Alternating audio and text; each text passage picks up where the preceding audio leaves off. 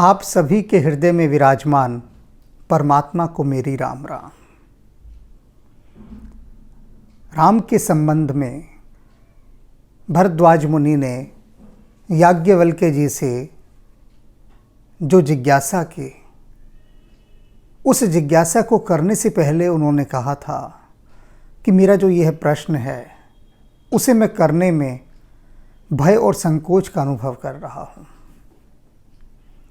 अब यहाँ पर वो बता रहे हैं कि उनका जो भय था वो सामने आ गया है, क्योंकि उनका प्रश्न सुनकर याज्ञवल्क्य जी ने जो कहा वह भरद्वाज मुनि के मन का भय है,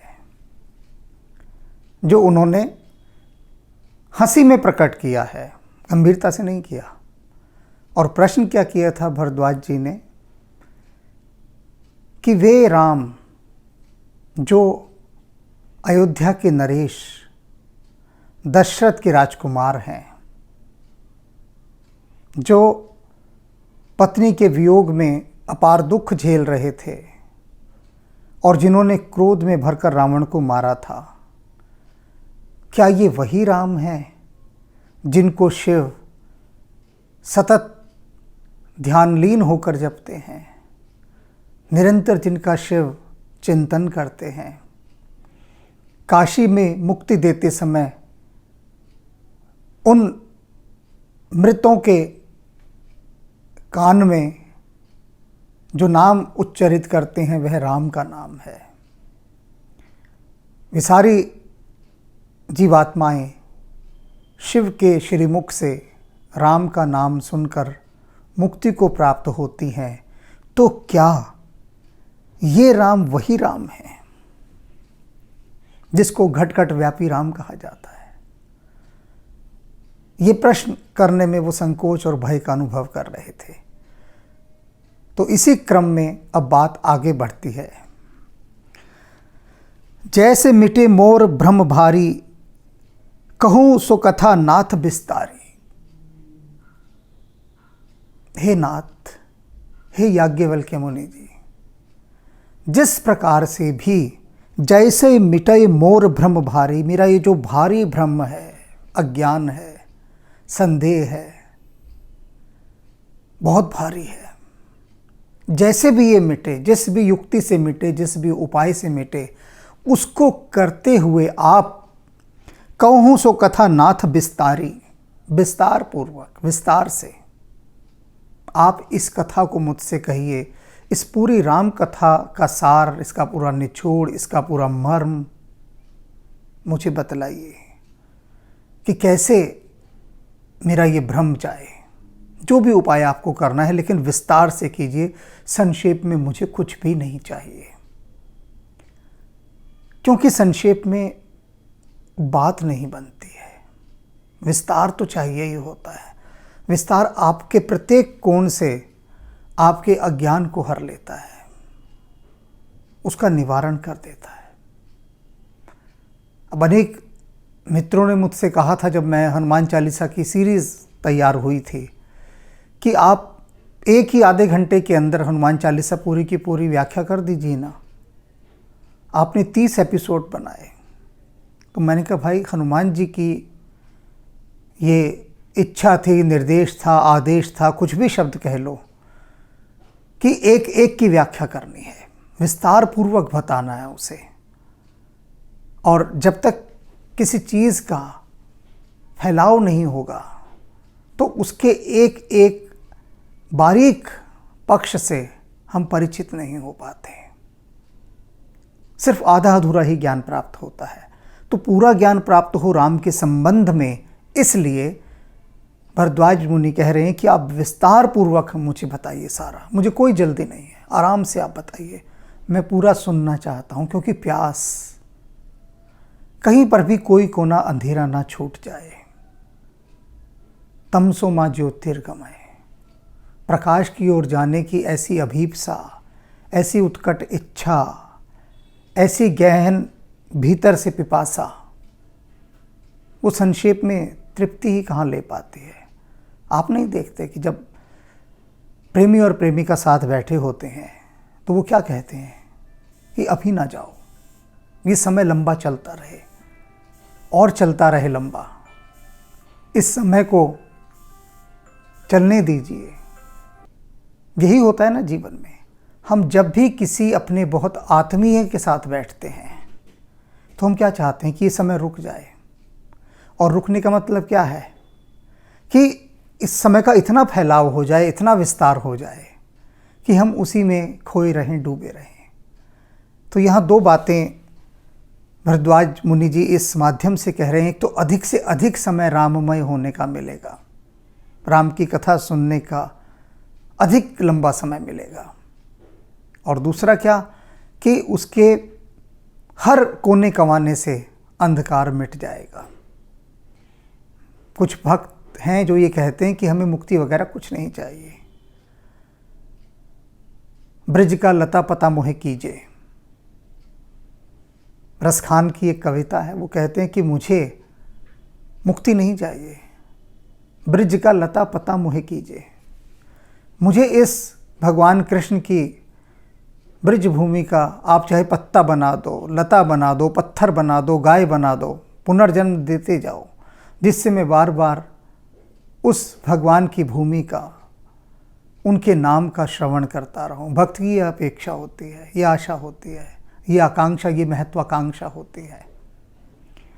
तो यही भरद्वाज मुनि जी की ये महत इच्छा प्रकट हो रही है विस्तार से सुनने की। जैसे मिटे मोर भ्रम भारी, कहूँ सो कथा नाथ बिस्तारी, जाग बलिक बोले मुस्काई, तुम ही विदित रघुपति प्रभुताई। और भरद्वाज मुनि जी की बात सुनकर याज्ञवल्क्य जी मुस्कुराए। अब देखो, इतनी बात लिखने की आप सोचेंगे क्या आवश्यकता थी कि जाग बलिक बोले मुस्काई। उन्होंने बड़े मुस्कान के साथ मुस्कुरा कर उत्तर दिया।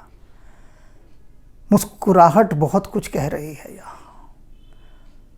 अनेक बार क्या, लगभग हर बार हमारे शब्द वो नहीं कह पाते जो हमारे हाव भाव कह देते हैं, जिसे बॉडी लैंग्वेज कहा जाता है, वह सब कुछ कह देती है। तो इनकी जो मुस्कान है याज्ञवल्क्य जी की, वो सब कुछ कह रही है। और मुस्कुराते हुए बोले, और क्या बोले, तुम ही विदित रघुपति प्रभुताई। कहते तुमको तो भगवान राम की प्रभुता का सारा ज्ञान है और मुझसे पूछ रहे हो तुम, मुझसे सब कुछ तो जानते हो भगवान राम के बारे में। ये वही भय आ रहा है ना उनका। क्या भय था भरद्वाज मुनि जी का कि मैं राम के विषय में यदि कोई जिज्ञासा करूंगा याज्ञवल्क्य जी को, तो वे समझेंगे कि ये तो मेरी खिंचाई कर रहा है।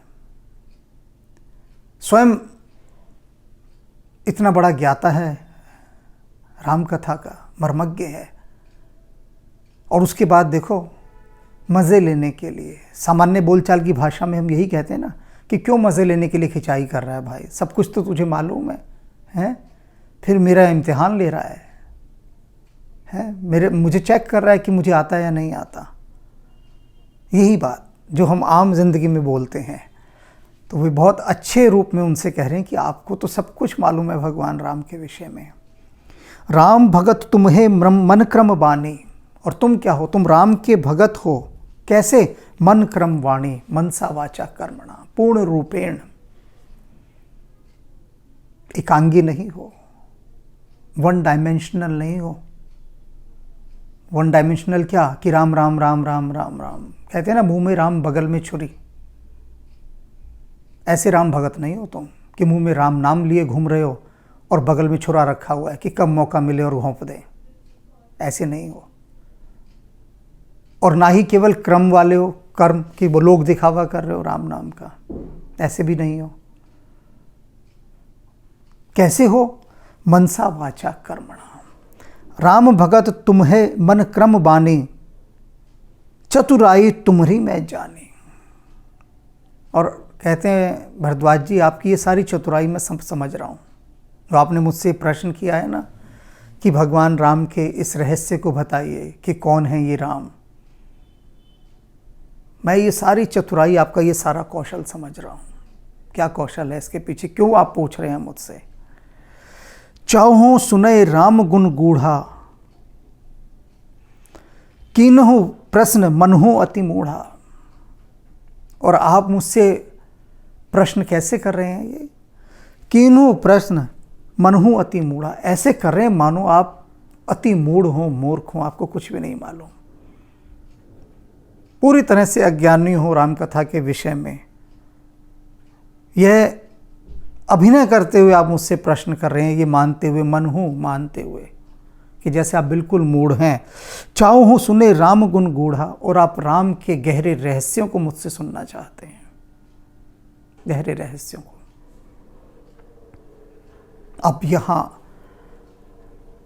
हम सब के समझने के लिए जो महत्वपूर्ण चीज है, अति महत्वपूर्ण चीज, वो क्या है कि जो याज्ञवल्क्य मुनि ने अभी भरद्वाज जी के लिए कहा कि तुम राम के गहरे रहस्यों को मुझसे सुनना चाहते हो और इसलिए प्रश्न ऐसे कर रहे हो मुझसे इस प्रकार से जैसे कि तुम महामूढ़ हो, अज्ञानी हो, मूर्ख हो, तुम्हें कुछ मालूम ही नहीं भगवान राम के विषय में।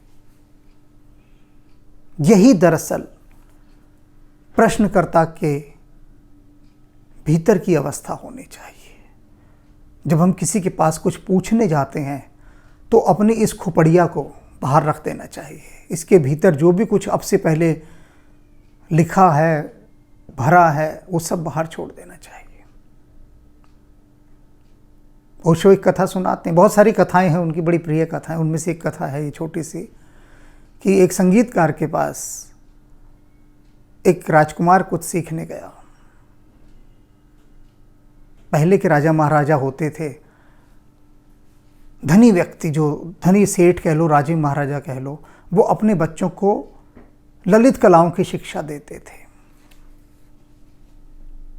वाद्य यंत्र बजाना, किसी को सितार अच्छा बजाना आता था, किसी को ढोलक अच्छा आता था, कोई बांसुरी अच्छी बजाता था, कोई चित्रकला करता था, कोई नृत्य करता था, कोई अच्छा लेखन करता था। ललित कलाओं के गुरुओं के पास वो उनके पास भेजा करते थे। पहले के राजा और धनी लोग जाते थे वो। तो ऐसा ही एक राजकुमार एक अपने समय के प्रसिद्ध संगीतकार के पास गया कि कुछ संगीत का ज्ञान प्राप्त करना है। संगीतकार ने उससे पूछा कि तुमको क्या क्या आता है? उसने कहा, राजकुमार ने, मुझे सब कुछ आता है, ये आता है, ये आता है। उसने मार दुनिया भर का अपना ज्ञान बघार दिया वहाँ पे कि मुझे बहुत कुछ आता है। तो संगीतकार ने कहा, जब तुम्हें सब कुछ ही आता है तो भैया मेरे पास काहे के लिए आए हो? मैं तुम्हें क्या सिखा सकता हूँ? तुम तो सीखे सिखाए हो पहले से, मैं तुम्हें कुछ नहीं सिखा सकता। तो राजकुमार ने कहा, नहीं, लेकिन मुझे आपके पास भेजा गया है सीखने के लिए, आप सिखाइए कुछ। तो उसने कहा, ठीक है, मैं इतने पैसे लूँगा सिखाने के। और उसने जो पैसे बताए उनकी कीमत बेहिसाब थी। मानकर चल लीजिए कि उसने कहा हो कि मैं 1 लाख अशर्फियाँ लूँगा, उदाहरण के लिए। तो राजकुमार के तो होश ही उड़ गए। होश इसलिए नहीं उड़े कि उसके पास 1 लाख अशर्फियाँ नहीं थी, कि ये जो मांगा है ये तो बेहिसाब है, कोई हिसाब से तो चीज़ मांगी जाती है ना। तो राजकुमार ने कहा कि भाई ये क्या मांग रहे हो तुम? 1 लाख अशर्फियाँ? कुछ सोचा समझा भी है? संगीतकार ने कहा, बिल्कुल सोचा है। वो भी बात ही कर रहे थे कि एक ब्राह्मण परिवार का कोई बच्चा भी आ गया। ब्राह्मण कह लो, ग्रामीण कह लो, ग्वाला कह लो, गरीब, बस सीधी सी बात है।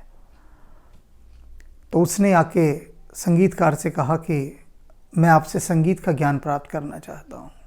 राजकुमार भी वहीं खड़ा है। तो संगीतकार उससे पूछता है कि तुम कहाँ कहाँ से क्या क्या सीख कर आए हो संगीत? तो वो बोला, जी मुझे कहाँ का संगीत आता है, बस गाय चराने निकल जाता हूँ, भेड़ बकरियाँ चराने, एक बांसुरी है थोड़ी बहुत, कभी वही बजा लेता हूँ, बजा भी क्या लेता हूँ, उसमें फूंक मारता हूँ, उसमें से आवाज़ निकल जाती है, बज जाती है, बस बात पूरी हो गई। और क्या करना है? मुझे कुछ नहीं आता जाता और मुझे आपसे सीखना है। और मैं इस स्थिति में भी नहीं हूँ कि आपको गुरु दक्षिणा दे सकूँ, लेकिन हाँ, आपकी सेवा मैं कर दूँगा। जो भी आपके काम होंगे आश्रम के, जो भी काम होंगे आप कहेंगे मैं काम अपने श्रम से कर दूँगा। तो संगीतकारणी का मैं तुझे निःशुल्क सिखाऊंगा और जो मेरे पास ज्ञान है वो मैं सब दूंगा। तो राजकुमार बड़ा आश्चर्यचकित हुआ। वो बोला कि मुझसे 1 लाख अशर्फियाँ मांग रहे हैं और इससे 1 पैसा नहीं मांगा, ऐसा क्यों? संगीतकार बोला, पहले से ही तुम्हारे श्याम पट पर इतना अधिक लिखा है, यानी जो तुम्हारा हृदय का ब्लैक बोर्ड है उस पर इतना टेक्स्ट लिखा हुआ है, इतना कुछ लिखा हुआ है कि मुझे पहले तो उसे मिटाना पड़ेगा, और मिटाने तुम दोगे नहीं, मुझे ये मालूम है। अगर मैं तुमसे कहूँगा कि जो तुमने आज तक सीखा है वो सब भूल जाओ, तुम कैसे भूल जाओगे? तो पहले तो उस भुलाने में मुझे मेहनत लगेगी। ये उस भुलाने के ही मैं 1 लाख अशर्फियाँ ले रहा हूँ, नया सिखाने के नहीं ले रहा, सिर्फ उस लिखे हुए को मिटाने की। तो जो तुम्हारा पूर्व ज्ञान भरा हुआ है वही सबसे ज़्यादा हानिकारक है। और ये कोरा आया एकदम, बिल्कुल कोरा। तो इस पर मुझे कुछ नहीं करना, कोरा कागज़ है, जो चाहूँगा वो लिख दूँगा और वो ये ग्रहण कर लेगा। साफ, मिटाने का मुझे श्रम नहीं करना। एक खाली प्लॉट हो तो उस पर इमारत बनाना कितना आसान है, और बनी हुई इमारत को पहले उधेड़ना, फिर समतल करना, फिर उसका कचरा फेंकना और उस बीच का संकट मोल लेना, बहुत बड़ा काम है ना वो। तो वही बात यहाँ पर याज्ञवल्क्य जी ने क्या कहा, कितनी गहरी बात कर रहे हैं कि तुम मुझसे प्रश्न करने आ रहे हो ऐसे होकर कि जैसे तुम्हें कुछ मालूम ही ना हो। यही भाव होना चाहिए प्रश्न करने का। लोग मुझसे कई बार बहुत प्रश्न करते हैं, आते ही रहते हैं, प्रश्न आते ही हैं, मैं कुछ उत्तर दे ही रहा होता हूं कि उससे पहले अपने मन में वो उसके विरोध का उत्तर तैयार रखते हैं कि ऐसा नहीं, ऐसा है जी, हमने तो ऐसा सुना है, आप ऐसा कह रहे हैं। तो हर बार जो भी मैं प्रश्न का उनके उत्तर दे रहा हूं, बस अभी मेरा उत्तर पूरा भी नहीं होता, चल ही रहा होता है, और वे मेरा उत्तर नहीं सुन रहे होते हैं, वो मेरी बात सुनकर उसके विरोध में उनके भीतर जो भी कुछ इकट्ठा है, जो भी कुछ ज्ञान है, जो भी कुछ उन्होंने पहले से प्राप्त किया है, वो सही है या गलत है इसकी अलग बात है, लेकिन उसकी काट का वो पहले तैयार अपने भीतर रखते हैं, पूरी तैयारी रखते हैं।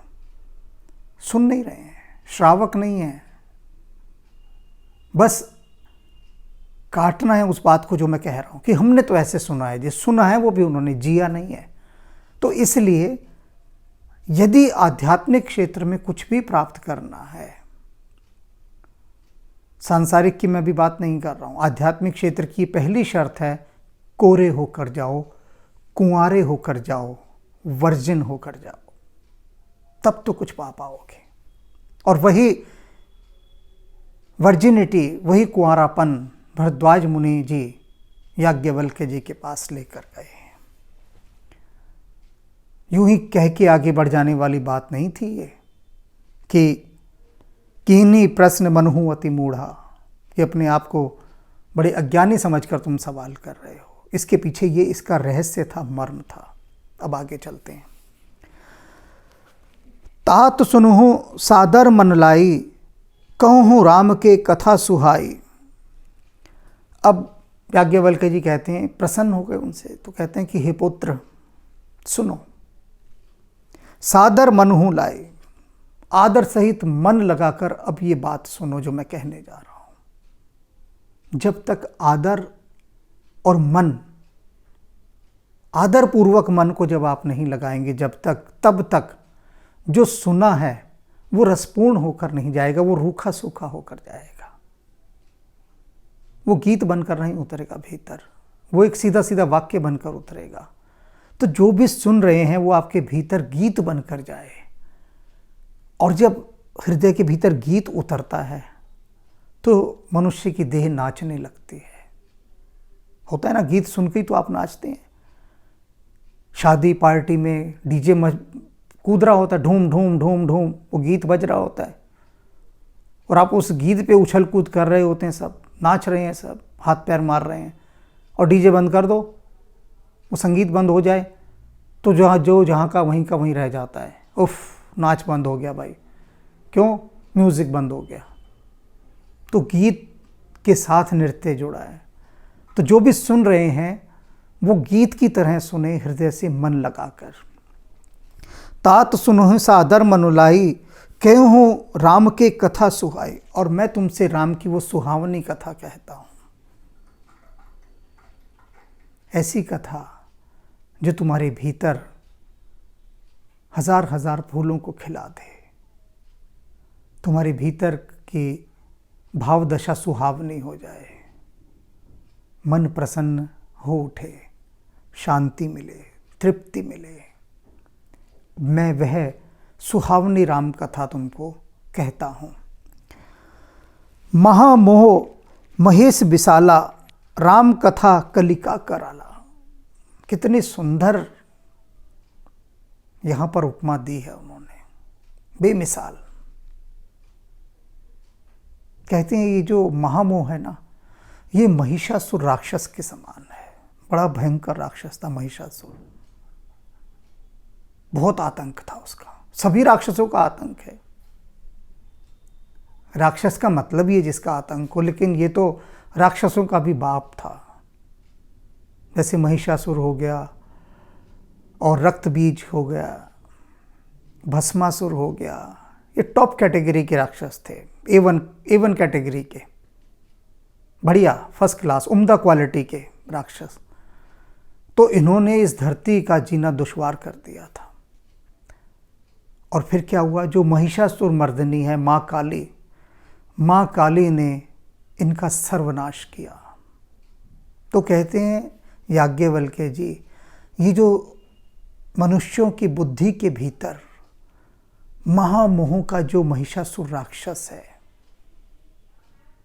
इस राक्षस को मारने के लिए ये जो राम कथा है ना, ये माँ काली के समान है।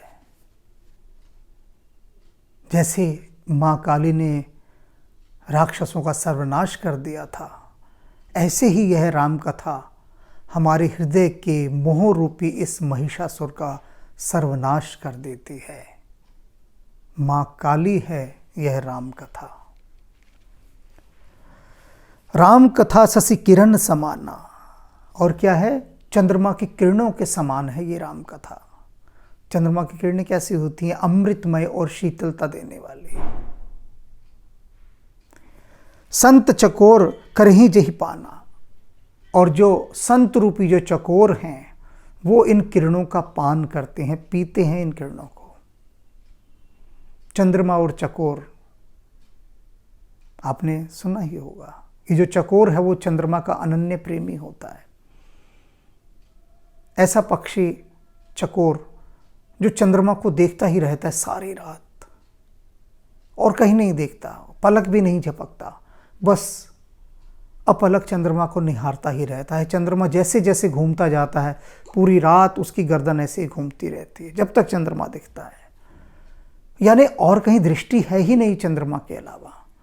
और ऐसे जो संत जन हैं जिनकी दृष्टि श्री राम के श्री चरणों के अतिरिक्त कहीं है ही नहीं, वे सतत वहीं देखते रहते हैं और राम रूपी चंद्रमा की किरणों से बरसते हुए अमृत को पीते रहते हैं।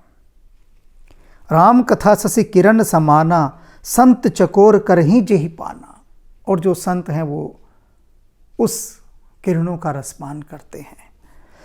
ऐसे ही संशय कीन भवानी, कहते हैं ऐसा ही एक संशय हे पुत्र भारद्वाज जो तुमने अभी किया है, बिल्कुल यही संशय माँ भवानी ने भी किया था, पार्वती जी ने। कल कथा सुनाई थी ना मैंने, अब ये बात बता रहे हैं, यहाँ विस्तार से होगी वो बात। कहते हैं माँ भवानी ने भी यही संशय किया था। अब आप देख लीजिए कि हमारी आपकी बिसात क्या औकात है हमारी। हमारे भीतर तो संदेह के, अविश्वास के असंख्य विषैले मक्खी मच्छर भिन भिना रहे हैं। उनकी भिन भिनाहट ही खत्म नहीं होती हम लोगों की।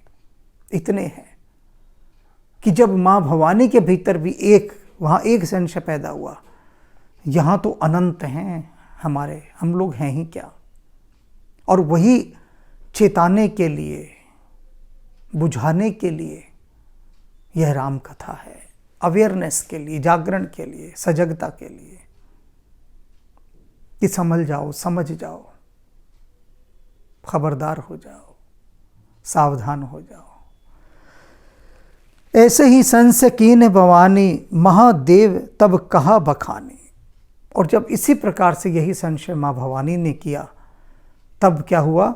महादेव तब कहा बखानी। तब महादेव ने, भगवान शिव ने इस राम कथा का बखान किया, इसकी महिमा का गुणगान किया और पार्वती जी को अति विस्तार से इस कथा के मर्म को, इसके रहस्य को, इसके सौंदर्य को, इसकी महिमा को, इसकी गरिमा को, इसके अमृतमय तत्व को प्रस्तुत किया, उनको सुनाया, उनको पिलाया। तो ये अमृतपान का जो चरण है अब आगे आरंभ होगा। भगवान शिव जब माँ पार्वती को राम कथा का अमृतपान करा रहे होंगे, तो उस समय जो 2-4 बूंदे छिटक कर गिर जाएंगे, उनको हम और आप भी पी लेंगे। बस चूकिएगा मत चूके चौहान।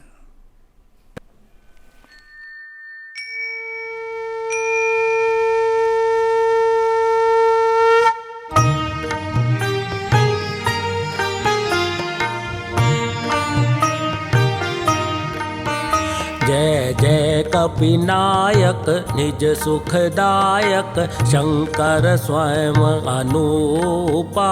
जय भक्ति विकासक दुर्गुण नाशक, सच्चिदानंद स्वरूपा। जय पवन कुमारा परम उदारा, केसरी कुंवर स्वरूपा।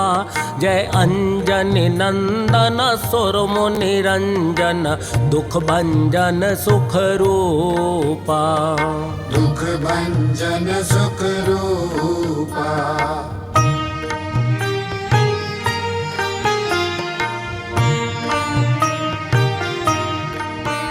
जय जय अविनाशी सब गुण राशि, धाम अखंडानंदा।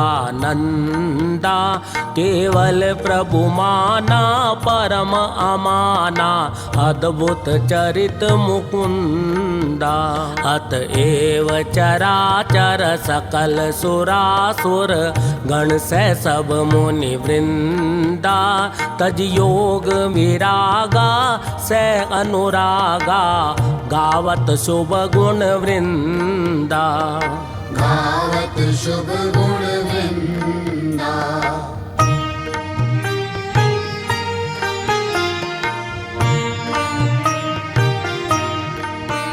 जय उदधि उल्लंघक सिय दुख भंजक, अक्षय शय हनुमंता। जय लंक विदाहक खल संहारक, राम वियोग निहंता। संजीवनी लाए लखन जियाए, रघुकुल प्राण बचाए।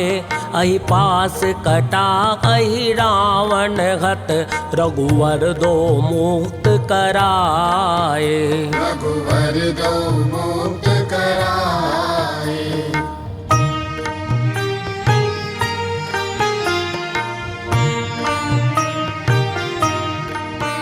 सनकादित सारद शेष विशारद, तब बल को नहीं जाना। तो ही भक्त प्यारे शास्त्र पुकारे, द्रवौ सो श्री हनुमाना। त्रेता द्वापर कलि सतभूषाशक, सब सुख राशि अनंता। महाकाल स्वरूपा अखत अनूपा, गोजन पालक संता। भोजन पालक संता।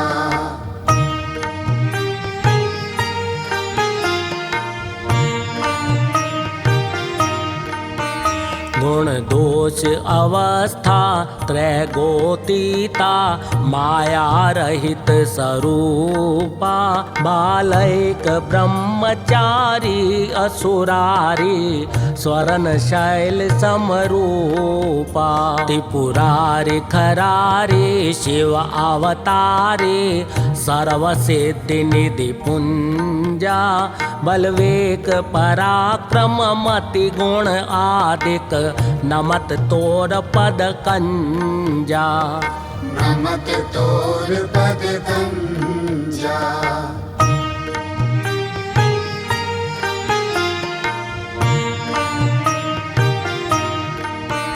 जय पूरन कामा परम ललामा गावई सब श्रुति संता करुणा वरुणालय भक्त जनाश्रय शुभ प्रेरक जग कंता त्रैताप भयानक दुख विनाशक सर्व विकार निहंता मम गुरु पितु माता भवनिधि त्राता द्रवहु वरद हनुमंता द्रवहु वरद हनुमंता।